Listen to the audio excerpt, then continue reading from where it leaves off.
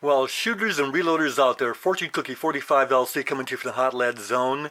And this is another chapter in our video book that we're doing together with Dave Thorzak's 777, the Versatile and Capable 44 Special. And it all started way back when with the 1860 Colt in 44 caliber, but that's not the 44 Special, of course. We're talking about, in this video, the nostalgia factor, because the 44 Special has tremendous nostalgia and romance because of the history of the 44 Special.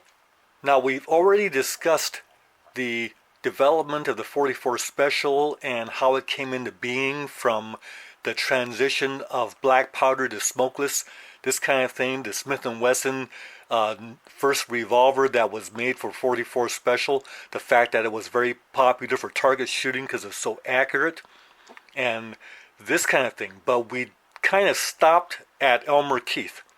And it turns out that today, a lot of the nostalgia and the romance of the 44 Special is due to 44 Special work done by Elmer Keith. Well, it turns out that Elmer was increasing the power of handgun cartridges, especially the revolvers, and he was doing a lot of work with the 45 Colt. But the guns weren't that strong in 45 Colt because of the thickness of the steel in the cylinder, because of the big round, the big 45 Colt round. And so some of his guns actually blew up. So he went to the 44 Special, and the 44 Special, being a slightly smaller diameter cartridge, allowed more steel to be in the cylinder.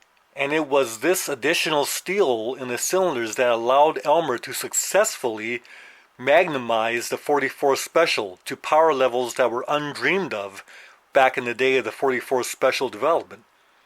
So this happened in the 1930s, and then World War II interrupted things, but Elmer picked it back up in the 1940s.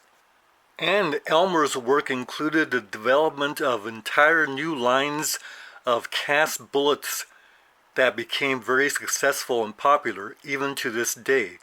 This is the Elmer Keith bullet in 44 caliber, made specially for the 44 Special, but works also very well in the 44 Magnum, as long as the nose isn't too long to give problems in some short revolver cylinders or feeding and lever action rifles.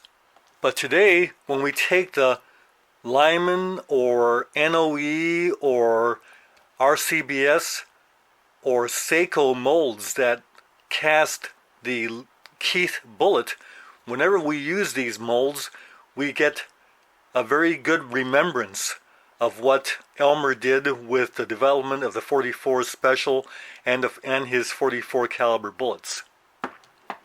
Now, of course, Elmer's work culminated in 1955 in the release of the 44 Magnum, a round that we love very much today, but the 44 Special makes that caliber so much more versatile.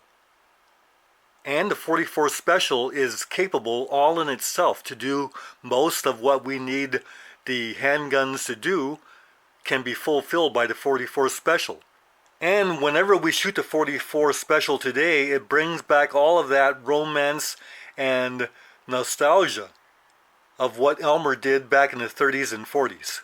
And all of these memories and nostalgia are reinforced by a lot of the publications and the books that Elmer wrote, along with the work that he did as editor for Guns and Ammo magazine. But it's not just what Elmer did. The success and power of the 44 Magnum actually caused the 44 Special popularity and just the presence of mind to be reduced significantly when the 44 Magnum was in its popular days. The 44 Special actually languished, but it was because of people like Skeeter Skelton, John Taffin, and all of those others that refused to let the 44 Special die, because the 44 Special is such a useful round. So here you see what Skeeter was the editor for the Shooting Times magazine, and Skeeter Skelton developed his Skeeter loads, And those are very popular today. These are Skeeter loads. And what Skeeter loads are is 7.5 grains of unique with any 240 grain bullet, and that includes the Keith bullet. That's the first one we think of. So these Skeeter loads are very capable. They're just around 1,000 feet per second, and maybe a little less, but right around that area, depending on the bullet and how heavy it is. And so today, even though we're powder coating the Elmer Keith 429, 421 bullets, the powder coating does not reduce the nostalgia and romance of the 44 Special. In fact, the loads, whenever we shoot them, remind us of what Elmer did in all the cartridge developments with the 357 Magnum, the 44 Magnum, the 41 Magnum, and what all those cartridges mean to us today comes to mind when we shoot the 44 Special. So today, any shooter that's enjoying the 44 Special in any of the guns that are chambered for it would very readily recognize the nostalgia factors and the romance factors, not only of the gun and not only of the loads, but also for the developmental work done by shooters like Skeeter Skelton and also Elmer Keith. So take care out there, enjoy the 44 Special, and good shooting to all of you out there. Bye for now.